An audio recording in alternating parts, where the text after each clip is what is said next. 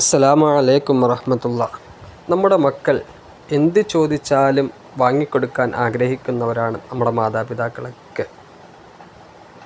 നമ്മളൊക്കെ ഒരു കാര്യം മനസ്സിലാക്കണം, അവരുടെ എല്ലാ അടിസ്ഥാന ആവശ്യങ്ങളും നാം നടത്തി കൊടുക്കണം. അവരുടെ ഭക്ഷണം, അവരുടെ വസ്ത്രം, അവരുടെ വിദ്യാഭ്യാസത്തിന് ആവശ്യമായ എല്ലാ കാര്യങ്ങളും നാം നടത്തി കൊടുക്കണം. പക്ഷേ അത് കഴിഞ്ഞാലുള്ള കുറേ ആവശ്യങ്ങളൊക്കെ ഉണ്ടാവുമല്ലോ, അതൊക്കെ അവരുടെ ഒരു 80% നടത്തി കൊടുത്തിട്ട് ഒരു 20% എന്ത് ചെയ്യുക, നിങ്ങൾ മനഃപൂർവ്വം നിങ്ങൾ എന്ത് ചെയ്യുക, അതൊന്ന് പിന്തിപ്പിക്കുക. കാരണം അതിലൂടെ അവർക്കൊരു മാനസിക ബലം കിട്ടണം, അവരത് ഉൾക്കൊള്ളാനുള്ള മനസ്സ് അവർക്ക് കിട്ടണം. അപ്പോഴേ അവരുടെ പിന്നീടുള്ള ജീവിതത്തിൽ അവർക്ക് എന്തെങ്കിലും ഇതുപോലെയുള്ള ഒരു സന്ദർഭം വന്നാൽ അത് അവർക്ക് തരണം ചെയ്യാനുള്ള മാനസിക ബലം ലഭിക്കുകയുള്ളൂ.